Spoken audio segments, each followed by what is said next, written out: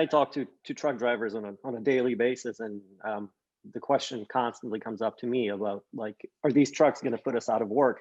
And I think that's because there's sort of a level of confusion between the type of fuel a truck uses to run and how automated and how autonomous a truck really is. The Yep, way I see it when it comes to autonomous trucks, maybe more so than the technical challenges, it's a social issue of trusting the technology, absolutely. trusting the fact there's an empty, heavy vehicle, driving down the road. Um, so what I tell drivers is, personally, I wouldn't worry about it in your career of this taking detracting from your own professional value. Would you agree with that statement? Yeah, I would say this. I mean, again, this is my personal opinion. So I related a lot to, like, the airline industry. They have some of the same issues that you know trucking has in the sense of finding good qualified pilots, right? And so if you think about it today, and again, it's just my opinion, you know, the statistic is that on average that an airline pilot is really only in control of that plane for roughly 14 minutes, right? 7 minutes on takeoff, 7 minutes on landing. The rest of the time is pretty much flying itself. And so I think the technology exists to where you could get on a commercial airliner today and they wouldn't need a pilot. Now, me personally, I'm not getting on that plane, right? And I think there's similar issues around autonomous vehicles, whether that's passenger or commercial vehicles that the public has to deal with. I don't think there's enough legislation or kind of, hey, what does this look like? And so, I would, if I was just going to take a guess, I would say that probably you're going to see electrification more than full autonomous vehicles. I think there's different levels of that, right? I mean, hey, maybe the driver is in the truck, but when he's on the interstate, right? I mean, he's kind of like the commercial airliner. Hey, maybe it's an autopilot, but you still need that driver once you get off the interstate to take it that last mile to its destination. So, how quickly that comes, I still think you're going to need drivers for years to come, right?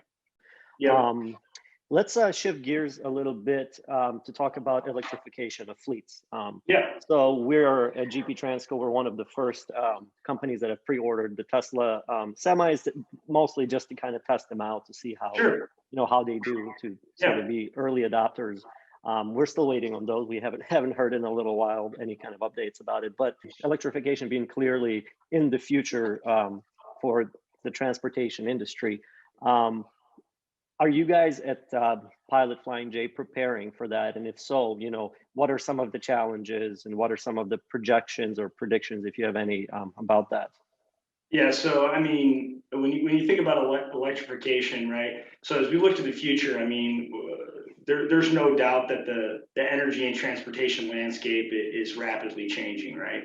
So I mean, at Pilot Company, we definitely pride ourselves as being innovative and cutting edge and thinking outside of the box, evolving to maintain our leader position no matter what's on the horizon. So a good example of that is, think back, several years ago when DEF was came down as a mandate, right? I mean, as the largest travel center company in the country, right? We were the first to offer DEF at the pump and had it at all of our facilities before everybody else.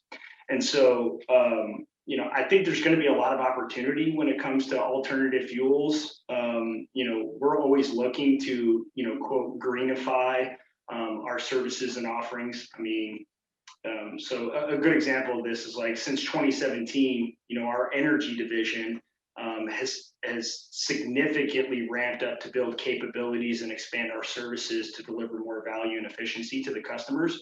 I mean, that's one thing. So like another example of that is we're the largest blender of biodiesel in North America, right? So if you think about as the largest network of travel centers, right? I mean, we have more than 1,000 retail locations across both Pilot Flying J and the 19 network. So between the retail platform and the energy platform, we feel we're well positioned to meet the needs of our customers and guests now and in the future. And so no matter what that is, whether that's electrification, whether that's hydrogen, it's something that I mean, our strength is our network, right? And so we have the ability to quickly adapt to what's coming at us.